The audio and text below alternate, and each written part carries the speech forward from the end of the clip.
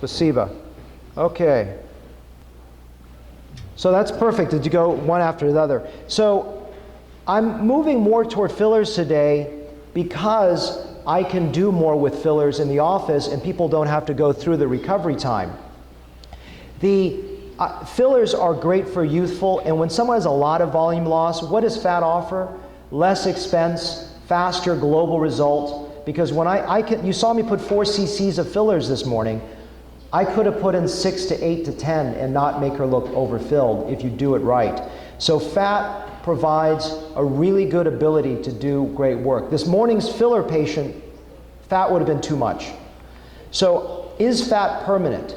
Is filler permanent? Well, I believe that as you get older, you just go from too much at 20 to maybe perfect at 30, and you get older and older. But the difference is once I fill you here, you slowly lose volume back. But you always are better than someone else that never had volume. So if I do fat, I will do more. I'll do one fat, and I touch it up with a little fillers. We never get to 100%, but we constantly improve. So if I do a fat graft and they come back to me a year, I'm not doing more fat, I'm touching up with fillers in the office, and I find that fillers really have good longevity. I use this glass of water analogy to help my patients understand it as well as for you. So it's a tool of communication. The mattress is the fat. The duvet are the fillers, the little crinkles and stuff, and then at the very surface, you need botulinum toxin, peels, laser, and if you do those multiple levels, you can treat the patient well. As I explained, we've had an evolution from the great cannula to the micro cannula, and that's why since October 2010, I've done a lot more fillers because I can do that now. I believe it gives you safety because the blood supply is intact. You don't have risk when you're bigger, from 27 gauge or larger. When you start to use 30 gauge cannulas, they act like needles, and you can penetrate intravascularly. Now I remember the name I was trying to mention this morning. Patrick Trevedek out of Paris, France, has done some cadaver analysis of this. So think of the perimeter, the shell, the shape, the edge of this eye. Look at the hollowing. Look at the edge of this face. Look at the edge around the mouth. We're going to talk about that. So that's the oval, the circle around the face, the circle around the eyes, and the circle around the mouth. And if you think about these components, if you can remember these circles, then you start to think about these circles of beauty, and that gives the frame to the face that makes the face better. And going back to those models, you can clearly see that. But also, as we get older, you've heard, I think you may have heard Bill Little out of DC talk about this, is there's this heaviness to the lower face that we want to invert. And if we can frame the face in an elegant way, we can create a better shaped face. So that's so important. You may have heard the concept of the OG, which is this outer shaped component that you see on a 3/4 view. I think it's important, but I think what's more important is to focus on the way the face looks from the frontal view, because that's how we relate to each other on a social professional level. And that's how we relate to each other in terms of beauty. So let's first talk about framing that outer edge. So obviously, if they're getting heavier here, you don't want to put it there. You want to put it at my points here. And remember what I said.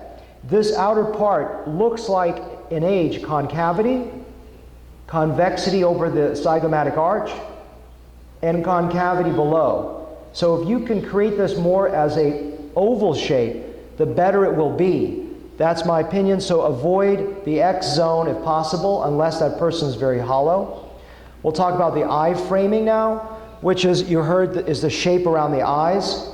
And we'll go into more detail in a moment. And then the frame around the mouth, which is very important. So going back to the first part, framing around this edge is so important.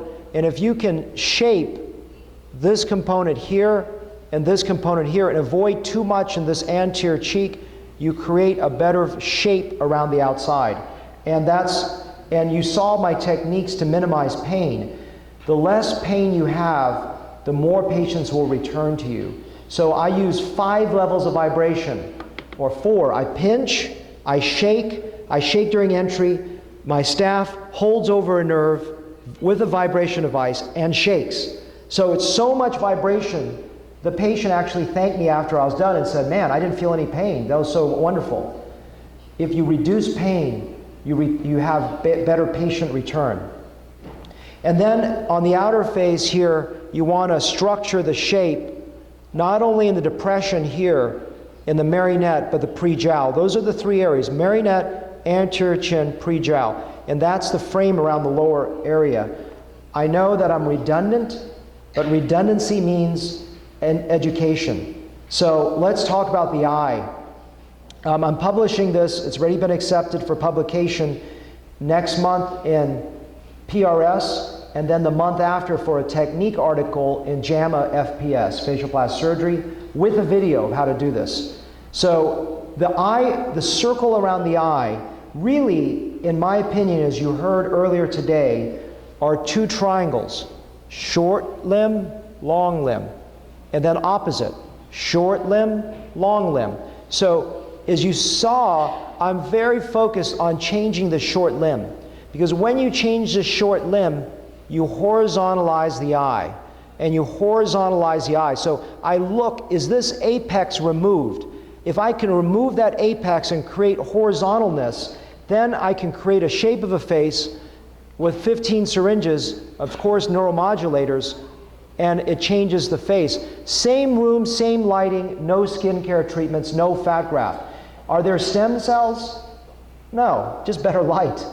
I control the lighting, but the lighting is controlled by creating more light reflex on the face. So I come in, I fill here first, and I may come and do this. What I do is I progressively go farther laterally. I fill down if I like that, and I start seeing emptiness here, I fill that, then I fill here. This one I fill here, then as you saw me this morning, I fill here. If there's still a deficiency in the middle, I may come and make another parallel entry to make that correction. And that's the idea of filling that little addendum if I need it. De Maio out of Brazil came up with a good idea. I'm sorry I didn't listen to the lectures. You may have mentioned this already. But if you fill out here, it actually creates a tacking where it starts to lift the lower eyelid. So if the patient has enough funds for me to start here, I will build this area, and oftentimes this is 50% improved. And I can put less product under the eye and have less Tyndall risk. So if they're very hollow, it's usually due to the cheek being too hollow. And when I support the cheek, the eye follows. Hope that makes sense. Mouth framing, you've already heard it. Honestly, I don't necessarily need to fill the whole area. If I'm low on product, I either skip this area or put a little bit right there, and it's enough to frame it. This is what ages someone. Not as much this, and if I have more product, I'll put it there. I liken what I do to remodeling a house. How do I make this judgment? I constantly engage my right brain. I'll put a little bit, I'll say, okay, you have money for 4 syringes. I'll come in, I'll put a little under the eye, I'll look at that, go, good, prettier, I'm running out of product, I gotta move somewhere else. And sometimes you remodel the bathroom and the kitchen looks old. So I fill this area and it's remarkable. All of a sudden the temple looks really bad, and it didn't look bad a minute ago. So I'll come back, my right brain will say, I need more there. And I train all my staff to see what I see. They're over standing here, I'm standing here. So I'll look and they go, Dr. Lamb, you need more here. I go, yep, you're right. You can train this. You can train an artistic eye, I believe. I've trained all my staff, and they may not even have a high school education, but they see what I see after years and years of training. So, example, here are all the areas I want to fill, okay? Well, I've got to prioritize everything, because when I prioritize it, I'll know how to fill it better. So priorities, let's say these are my priorities here. 1 first, maybe under the eye, 2 over there. So I start mentally calculating. A schematic would be, I need to fill all these areas, but they only give me 1 syringe. Well, I'm going to fill priorities 1, 2, and 3 pretty well. If they give me 2 syringes, I'll do a better job and fill more areas and the other areas better. If they give me 3 syringes, I'll do better. 4, better. 5, you get my point. So this is how I start to think, but I tell all my patients, everything I do is an asymptote. In other words, perfection is here. I will never get there. I will just get you better. So it's like taking 2 steps back, 2 steps forward, 1 step back. We'll never get perfect, because a patient will say, Dr. Lamb, you filled my lower eyelid 3 times, it's still not perfect. I said, well, it never will be. I'm not looking for that.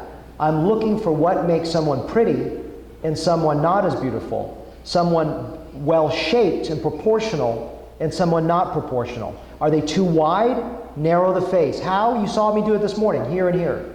If a person's too narrow, widen it, so they create a better oval. If you remember the oval as your most important shape, you can design to achieve to get that. I don't make monies on these companies. I use soft fill vibration device because it has a long arm, so my staff can vibrate and not get in their get in the face. Because those small vibration devices here, I can't work. I need a long arm. So this is a very good device, but it's expensive. It's like $100, and it's a crazy price, in my opinion. The Microcin is a technology that kills bacteria, fungi, and viruses, and it kills them almost 100% in 30 seconds or less. So I dip all my rhinoplasty grafts in this, I soak it in there, I spray it on their face, and it kills everything in a very short time. That's why I use it. I got 2 minutes left, so we'll finish up some examples. This is widening the face, okay? This is narrowing the face. This is narrowing the face, okay? I did not do her lips. You can see unbalanced. These lips are not well designed. They look fake and they're not big.